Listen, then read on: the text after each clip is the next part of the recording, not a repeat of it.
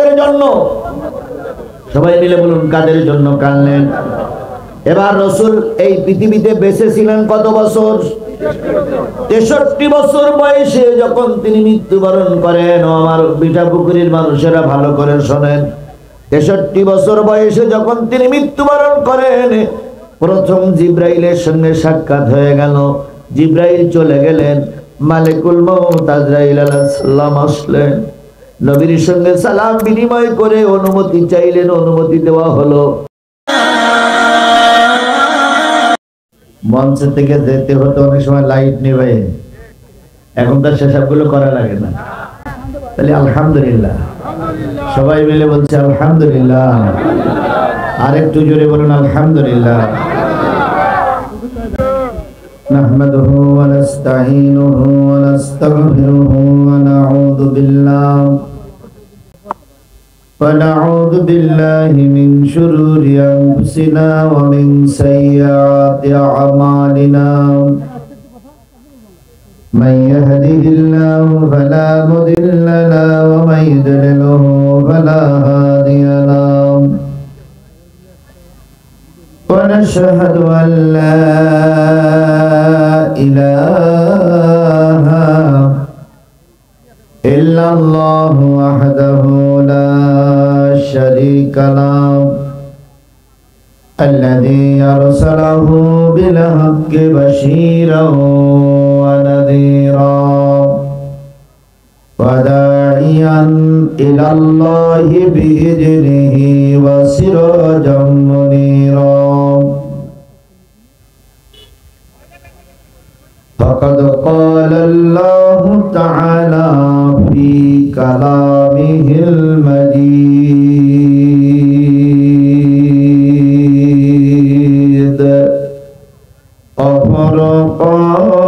وفرقانه الحميد أعوذ بالله من الشيطان الرجيم بسم الله الرحمن الرحيم وسيق الذين اتقوا ربهم إلى الجنة زمرا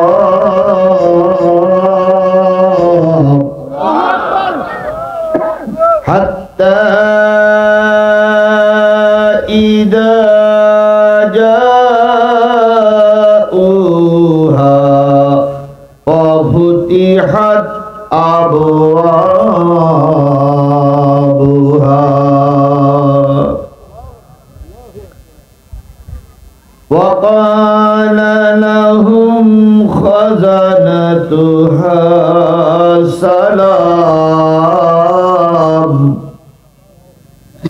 سلام عليكم طبتم فادخلوها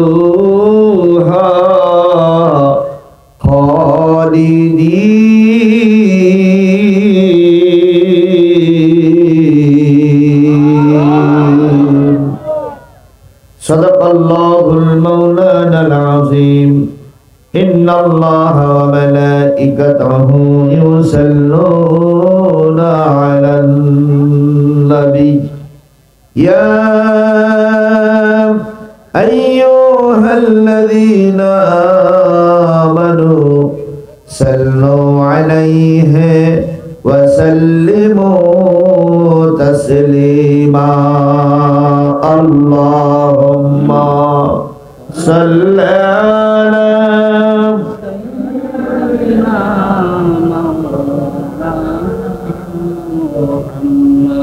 وعلى آل سيدنا مولانا محمد اللهم صل على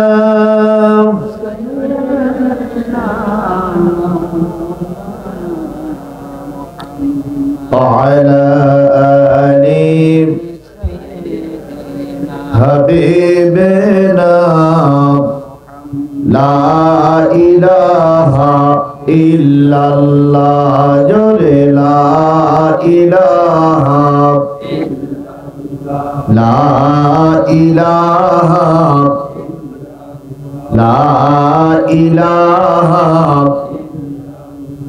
লা ইলাহা ইল্লাল্লাহ মুহাম্মাদুর রাসূলুল্লাহ লা ইলাহা লা ইলাহা লা ইলাহা ইল্লাল্লাহ মুহাম্মাদুর রাসূলুল্লাহ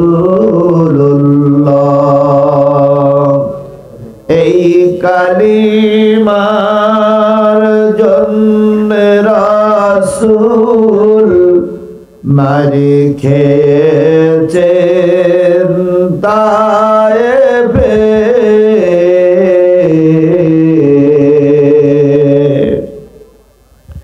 ঘর ছেড়েছেন দেশ ছেড়েছেন মুহাম্মদ মাহবুবুল্লাহ লা ইলাহা লা ইলাহা লা ইলাহা ইল্লাল্লাহ মুহাম্মাদুর রাসূলুল্লাহ লা ইলাহা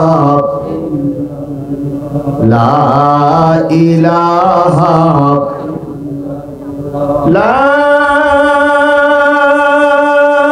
ইলাহা ইল্লাল্লাহ মুহাম্মাদুর রাসূলুল্লাহ সকলে জবান খুলে একসাথে এক বাক্যে বলছি সাল্লাল্লাহু আলাইহি ওয়াসাল্লাম।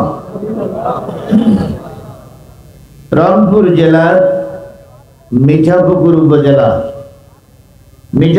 উপজেলার বোয়ালমারি হাফিজিয়া মাদ্রাসা ও এতিমখানার উদ্যোগে তৃতীয় বাৎসরিক এক তাফসিরুল কোরআন মাহফিল 30শে ডিসেম্বর রোজ সোমবার, সময় হলো দিনের বেলা।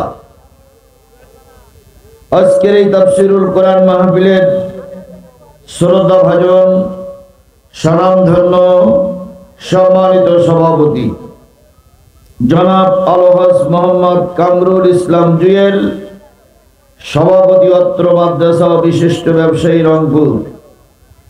আজকের এই মাহফিলের সম্মানিত প্রধান অতিথি জননন্দিত নেতা মিঠাপুকুর উপজেলাবাসীর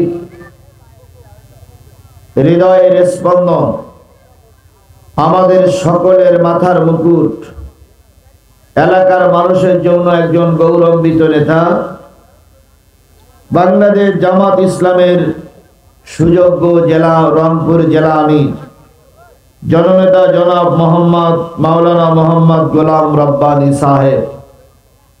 তিনি অসুস্থ, আমরা দোয়া করছি আল্লাহ পাক তাকে অতি তাড়াতাড়ি সুস্থতা ফিরাই দিয়ে এই বৃহত্তর আন্দোলন বাংলাদেশ জামাত ইসলামীর জেলা আমিরের দায়িত্ব যেন সুস্থ হয়ে পালন করতে পারেন, এই জন্য আল্লাহ পাক তারপরে রহমত করুন, আল্লাহ তাকে সাফায়ে আজেলা কামেলা দান করুন, আল্লাহ তার স্বাস্থ্যের পরে রহমত করুন। সকলে বলছে আল্লাহুম্মা আমিন। আজকের এই মাহফিলের বিশেষ অতিথিবৃন্দ, দাওয়াতি অতিথিবৃন্দ, আমন্ত্রিত অতিথিবৃন্দ, রাজনৈতিক দলের নেতৃবৃন্দ, আলোচনা করে ধন্য করলেন মিঠাপুকুরের কৃতি সন্তান বিশিষ্ট আলেমে দ্বীন হযরত মাওলানা গোলাম আজম, আরবি প্রভাষক, বুজরুগ সন্তোষপুর ফাজিল মাদ্রাসা সহ আজকের এই মাহফিলের দাওয়াতি ওলামায়ে হযরত, মিঠাপুকুর বিভিন্ন কুঠির থেকে আগত দিনদার পরেশগার মুত্তাকি মুসলমান ভাই ও বন্ধুগণ, পদ্মায় অবস্থানরত শ্রদ্ধাশীলা মা ও বোনেরা, সকলকে নিয়ে আবারও সালাম বিনিময় করছি। আশা করছি কেউ জবান বন্ধ রাখবেন না, সবাই মিলে সালামের জবাবটা জোরে সোরে দিবেন। আসসালামু আলাইকুম ওয়া রাহমাতুল্লাহি ওয়া বারাকাতুহু।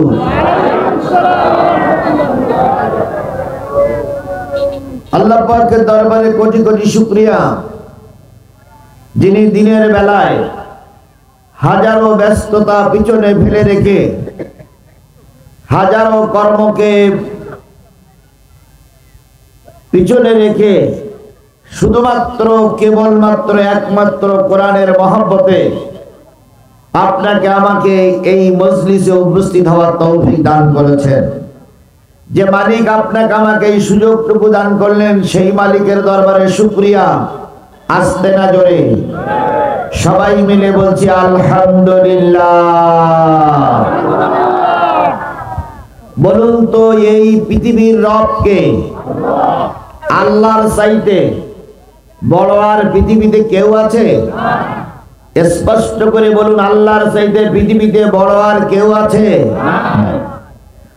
বলুন তো, এই পৃথিবীর সর্বশ্রেষ্ঠ মানব যিনি, তার নাম কি? মুহাম্মাদুর রাসূলুল্লাহ সাল্লাল্লাহু আলাইহি সাল্লাম। বলুন তো, এই পৃথিবীতে সবচেয়ে দামি, নির্ভেজাল এবং সর্বোৎকৃষ্ট ধর্মগ্রন্থের নাম কি? সবাই মিলে বলুন, ধর্মগ্রন্থের নাম কি? আল কোরআন। এই কোরআন নাজিল হয়েছে কার উপরে? মুহাম্মাদুর রাসূলুল্লাহ সাল্লাল্লাহু আলাইহি সাল্লামের উপরে। তাহলে আল্লাহ সবার চাইতে বড়, নবী হলেন সর্বশ্রেষ্ঠ মানুষ, সেই সর্বশ্রেষ্ঠ মানুষের উপরে নাজিল হলেন সর্বশ্রেষ্ঠ কিতাব। কথা বলেন ঠিক না বেঠিক? এই সর্বশ্রেষ্ঠ কিতাবের আলোচনা যারাই শুনতে আসে, এরাই পৃথিবীর সর্বশ্রেষ্ঠ মানুষ। কথা কি বুঝে এসেছে? আপনারা কিসের আলোচনা শোনার জন্য আসছেন? তাহলে এখন আল্লাহর ভাষায়, নবীজির ভাষায় আপনারা সর্বশ্রেষ্ঠ মানুষ। আপনাদের চাইতে সর্বশ্রেষ্ঠ মানুষ আর মিঠাপুকুরি আর একটাও নাই। এই সর্বশ্রেষ্ঠ মানুষ যারা হতে চায়, তারাই কেবল কোরআনের মাহফিলে বসে। আর এই সর্বশ্রেষ্ঠ মানুষের ব্যাপারে আমার আল্লাহ পাক বলেছেন, উলাইকা কাল আনাম। এদের ভিতরে আবার কিছু মানুষ আছে, এরা চতুষ্পদ জন্তুর মতো। বালুহুম বলে এর চাইতে আরো নিকৃষ্ট। উলাইকা হুমুল গাফিলুন, কারণ তারা কোরআন হাদিস জানার ব্যাপারে গাফেল। মাইকের আওয়াজ যতদূর পর্যন্ত যাচ্ছে, আপনি যদি সর্বশ্রেষ্ঠ মানুষ হন, তাহলে আপনাকে সর্বশ্রেষ্ঠ কিতাবের আলোচনার মজলিসে বসতে হবে। যদি না বসেন, তাহলে বুঝতে হবে আপনি সর্বশ্রেষ্ঠ মানুষ নয়। তাহলে আপনি আমি সর্বশ্রেষ্ঠ মানুষ হতে চাই। কথা বলেন ঠিক না বেঠিক? তাহলে এই এলাকার মানুষগুলো যারা রাস্তায় ঘুরতেছেন, বাড়িতে আছেন, দাবি করছি খুব বেশিক্ষণ আলোচনা করার পরিবেশ দিনের বেলায় হয় না। বলুন তো, মুয়াজ্জিন সাহেব কখন আজান দেবে? 4টায় আজান, 4টায় নামাজ।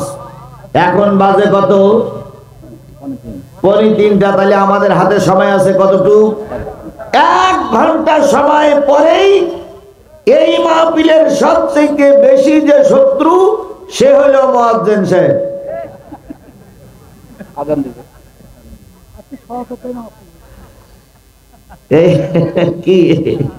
এই মাহফিলের সবচেয়ে বেশি শত্রু কি মুয়াজ্জিন না? আমরা একটু আলোচনা করতে বসেছি, একটু কোরআন হাদিসের আলোচনা চলবে, হঠাৎ করে মুয়াজ্জিন সাহেব বলবে আল্লাহু আকবার। কেন মুয়াজ্জিন সাহেব আজকে আজান না দিলে কি হয়? আজকে মুয়াজ্জিন আজান আজকে ভাত থাক নাকি?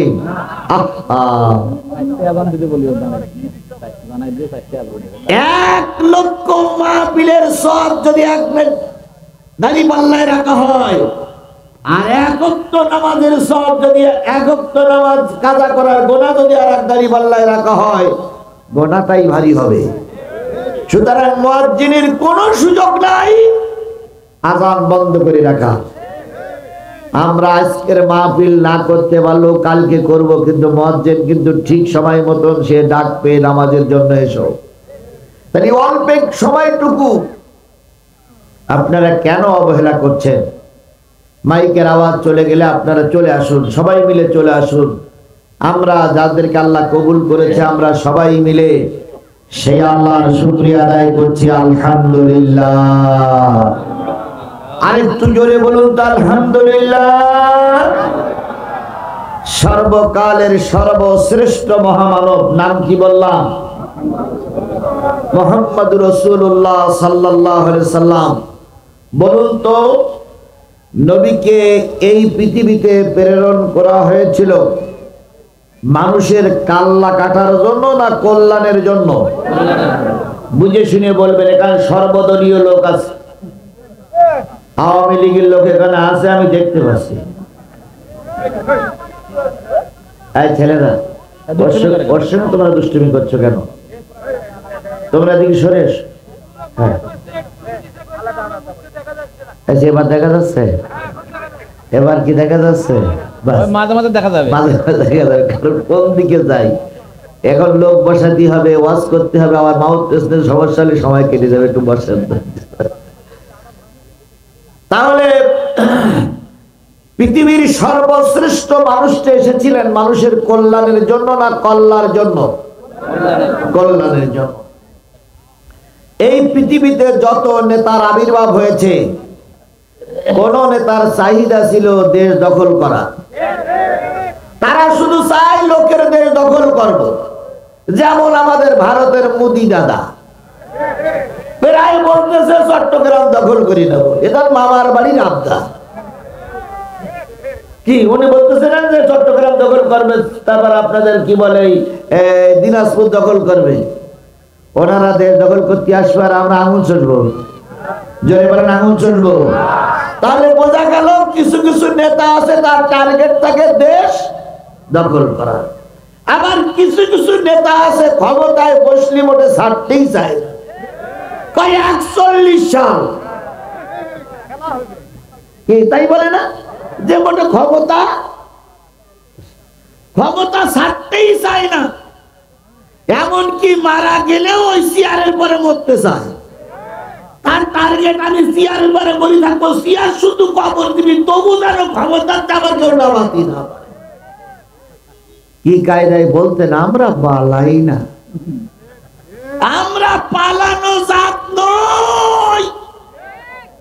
অথচ বাংলাদেশের যতগুলো রাজনীতিবিদ নেতা ছিল সবার আগেই ওনারাই পালাই গেছে। এরশাদ সাহেব কি করেছে আপনাদের রংপুরে আমি বলবো না, কারণ অনেকে এরশাদের ভক্ত আছে। এত কিছু করার পরে এরশাদ সাহেব কি পালাই গিয়েছিল? যাই নাই। আমাদের খালেদা জিয়া, আপনাদের খালেদা জিয়া, তিনিও কিন্তু দেশ থেকে পালাইয়ে যান নাই। কথা বলে ঠিক না ঠিক? বাংলাদেশ জামাত ইসলামীর শীর্ষস্থানীয় নেতাদেরকে অন্যায়ভাবে ফাঁসিতে ঝুলায় মারা হলো। আল্লামা সাঈদীকে 13টা বছর কারারুদ্ধ করে রাখা হলো। বাংলাদেশ ইসলামী ছাত্র শিবিরের নেতা কর্মীদেরকে গুম হত্যা করে ছাত্র সংগঠনটা একেবারে নিষ্ক্রিয় করে ফেলার পায়তারা করেছিল। তবুও বাংলাদেশ জামাত ইসলামী এবং ইসলামী ছাত্র শিবিরের কোন নেতা কর্মী দেশ ছেড়ে পালাই যায়নি।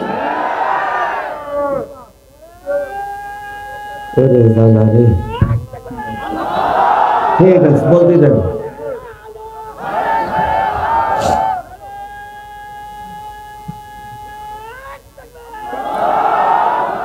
তাহলে কেউ পালাই যায়নি। বাংলাদেশের ইতিহাসে একজন মায়ের বেটি পালাই গেছে, অথচ ওনারা কখনো বলতেন 41, কখনো মাঝে মাঝে মুখ ফেসকে বলি বসে 71। তাহলে তাদের ক্ষমতার পরে লোভ ছিল, কথা বলেন ঠিক না বেঠিক? তাহলে কারোর ক্ষমতার পরে লোভ সে ছাড়তে চায় না, কারোর দেশ দখল করার লোভ সে শুধু দেশ দখল করেই যায়। আবার কারোর টার্গেট হয় আমার উপরে যদি কেউ মাথা উঁচু করে তাকে পারমাণবিক বোমা দিয়ে মেরে দেওয়া হবে, কথা বলেন। এই জন্য তো আমেরিকা পারমাণবিক বোমা তৈরি করে রেখেছে, এই জন্য তো রাশিয়া পারমাণবিক বোমা তৈরি করে রেখেছে, এই জন্য তো ভারত পারমাণবিক বোমা তৈরি করে রেখেছে। তাহলে এক একটা মানুষের এক একটা কালচার, কিন্তু ব্যতিক্রম শুধু আমার নবী। আমার নবীর টার্গেট হলো কোন মানুষ যেন ক্ষুধা পেট নিয়ে ঘুমাতে না যায়, কোন মানুষ যেন চোখের পানি নিয়ে ঘুমাতে না যায়। আমার নবীর টার্গেট হলো কিয়ামতের দিন একটা মানুষ যেন জাহান্নামে না যায়, প্রতিটা মানুষকে নিয়ে যেন আমি নবী আল্লাহর জান্নাতে যেতে পারি। কিছু নেতা ক্ষমতায় বসেই বলে ভাতে মারবো, পানিতে মারবো, চুবাইয়ে চুবাইয়ে মারবো, অথচ কপালে ভাত আছে কিনা ওনারাও জানে না। ছাত্রদেরকে যখন গুলি করে মারা হচ্ছিল তখন উনি মাঝে মাঝে খোঁজ নিচ্ছিলেন বিরিয়ানি রান্নার কত দূর। তো বাবুসি বলছিলেন যে ম্যাডাম রান্না প্রায় শেষের পথে। উনি বলছেন যে আমি সেনাবাহিনী প্রধান আসতেছে আর পুলিশের প্রধান আসতেছে, র্যাবের প্রধান আসতেছে, ওদের সঙ্গে 10-15 মিনিট একটু মিটিং করে এই যে ছাত্রদেরকে ফিনিশ করার পর আমি আরামে একটু বিরিয়ানি খাবো। আল্লাহ বললেন এই বিরিয়ানি আর তোমার কপালে নাই। কি কথা বোঝেন না? আমার কথা বোঝেন না? ওই বিরিয়ানি কি ওদের কপালে ছিল? তাহলে আপনারা যে বলেন ভাতে মারবো, পানিতে মারবো, চুবাইয়ে চুবাইয়ে মারবো, আপনিও জানেন না যে দুপুর বেলার বিরিয়ানি আপনার কপালে আছে। তাহলে আল্লাহ নবীর কাজ ছিল গোটা জাতিকে মুক্তি করার।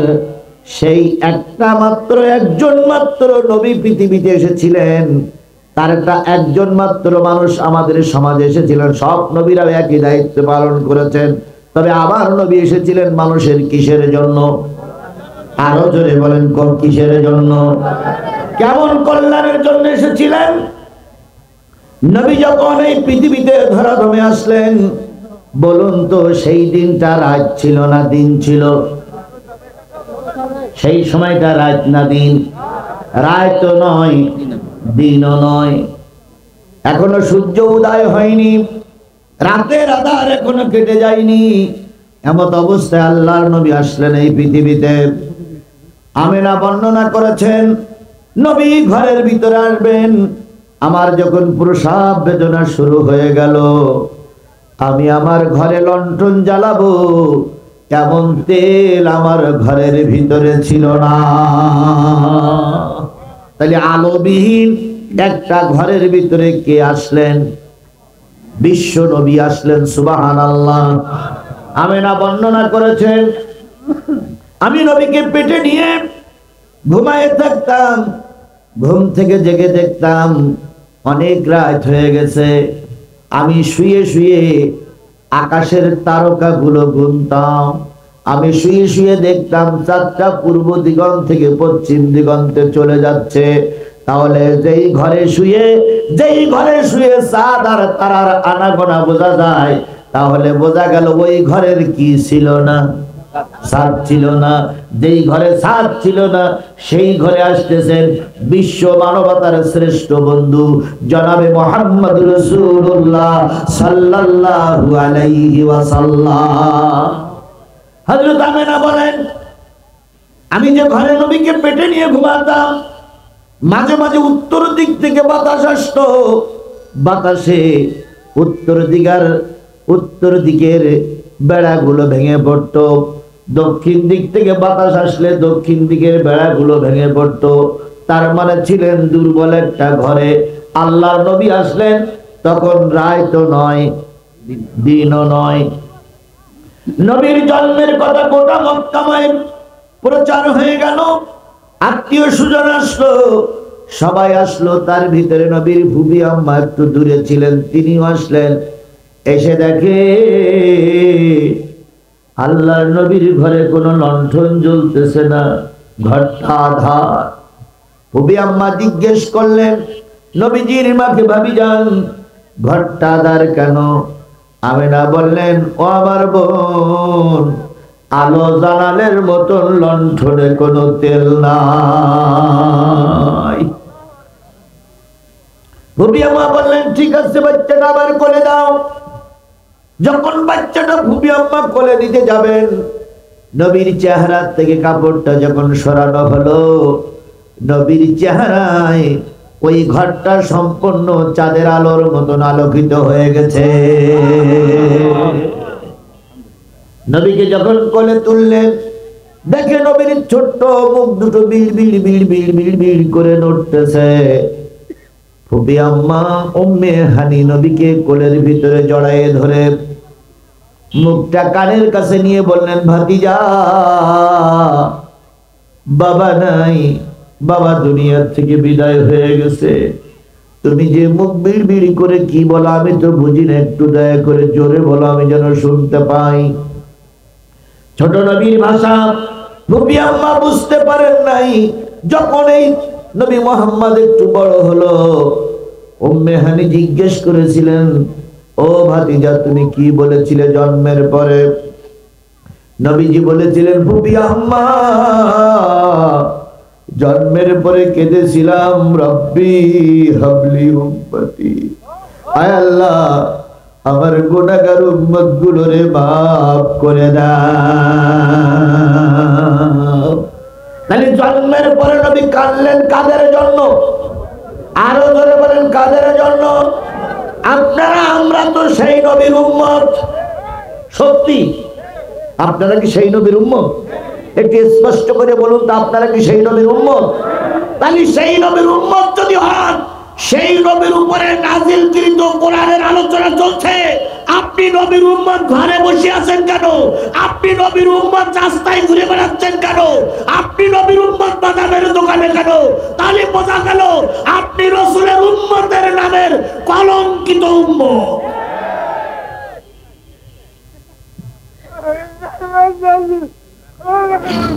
আচ্ছা হয়েছে হয়েছে হয়েছে, হ্যাঁ তোমার তাকবীর গ্রহণ করা হলো। আমার ভাইয়েরা, এবার আমি আপনাদের কাছে একটু জিজ্ঞেস করতে চাই, কোন গ্রামে মাহফিল হচ্ছে? বলমারির কারা কারা আছেন একটু হাত তোলেন তো। বলমারির লোক দেখেন ভাই, মাহফিল করে লাভ থাকে।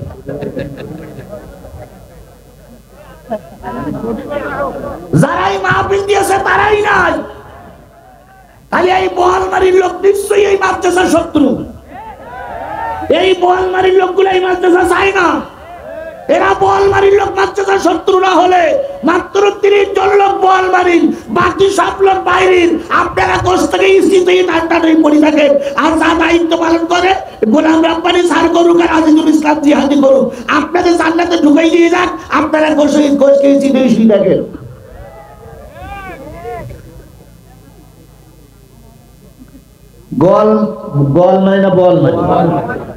বলমারির লোক যদি না আসে, আমি খোলা মানুষের কাছে আছে দুটো লাঠি, এক কান ভাইয়ের কাছে দেবো আর এক কান আমি নেবো। গোটা বলমারি গ্রামের যেটার ঘরের ভিতরে পিটাতি পিটাতি নিয়ে আসবো। ফাজলামি শুরু করেছেন না? কোরআনের মাহফিল থেকে সটিবাড়ির থেকে লোক আসলো, মিঠাপুকুরের থেকে লোক আসলো, 20-25 মাইল দূর থেকে লোক আসলো, আর ওনারা গরুর গোশত থেকে বিনিশ্চয় গল্প করতেছে। ওরে আমার দুলাভাই রে, যদি এই বলমারির লোকগুলো সব এসে যায় এই মঞ্চে, এক ইঞ্চি জায়গা থাকবে না, সব জায়গা ভুল হয়ে যাবে। কথা বলে ঠিক না ঠিক? এই জন্য সকলকে বলি ভাই, যারা মাইকের আওয়াজ শুনতেছেন, আপনার পিতামাতাই শুয়ে আছে এই গ্রামে, আপনার আপনজন শুয়ে আছে এই গ্রামে। আসুন আপনার পিতামাতা আমাদের আপনজনদের জন্য একটু দোয়া করি, আল্লাহ আমাদের সবাইকে তৌফিক দান করুন। তাই বলতেছিলাম, রাসূলের চাইতে ভালো মানুষ সমাজে কেউ ছিল না। জন্মের পরে রাসূল কাঁদলেন কাদের জন্য? সবাই মিলে বলুন, কাদের জন্য কাঁদলেন? এবার রাসূল এই পৃথিবীতে বেঁচে ছিলেন কত বছর? 63 বছর বয়সে যখন তিনি মৃত্যুবরণ করেন। ও আমার বিটাপুকুরির মানুষেরা ভালো করে শোনেন, 63 বছর বয়সে যখন তিনি মৃত্যুবরণ করেন, প্রথম জিব্রাইলের সঙ্গে সাক্ষাৎ হয়ে গেল। জিব্রাইল চলে গেলেন, মালিকুল মউত আজরাইল আলাইহিস সালাম আসলেন, নবীর সঙ্গে সালাম বিনিময় করে অনুমতি চাইলেন, অনুমতি দেওয়া হলো।